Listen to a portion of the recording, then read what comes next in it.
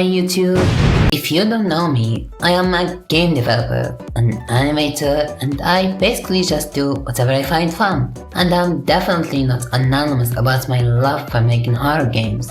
Now look, I know the MASCOT horror genre has a lot of slop. In my opinion, if it's done right and it breaks some rules, it can be something really special. So, I might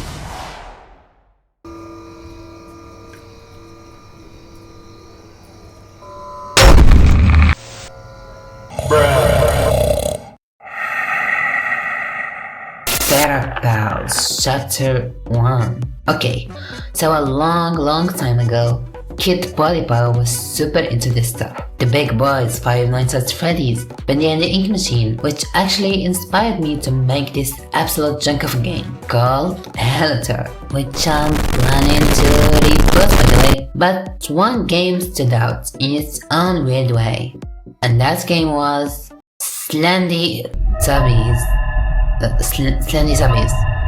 3.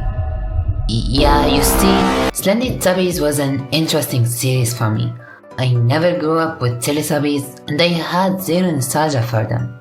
But the idea of these creatures replacing humans and a freaking virus turning them evil while you play as one of them trying to fix it, it was absolute cinema. I also fell in love with how it utilized third-person and first-person cameras based on the situation you're in. Even though the third person was a little junky, and the game basically turned into Devil May Cry by the end of it for some reason. But it had potential, it had a great premise, and the only thing holding it back was that it used a pre-existing IP. So, Kid Polypaw started to think, what if I took this premise and used my own IP? I created this world inspired by shows like Gumball and Adventure Time, where a weasel, a bunny, a bear and a chicken were best friends until they disappeared and turned into monsters for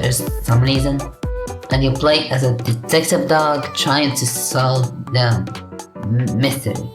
But like every kid I was 12, I didn't know what game development was until last summer. I was asking myself, what should I make next? A Helator? Nah. How about that game inspired by the Slendy Zubbies series? It literally called that in the project files, by the way. At first, it was going to be a full game, Slender the 8 pages style. I even had some really cool mechanics I made for each character. For example, Basil the Bat would just boss fight you every time he saw you. Rena would wander around and sprint at you on sight. Carnal was that type of enemy that moved when you weren't looking. And Helen got no mechanics. But the game entered development hell. I hit a massive burnout because I was forcing myself to make a massive full game. And honestly, I hated the story. It was just, here's a world, here's the creatures, and that's kind of it. Then I thought, what if I add some more? What if humans used to exist? Yeah, that's actually pretty cool. So that became the main plot now. Humanity is extinct and someone or something is trying to bring them back.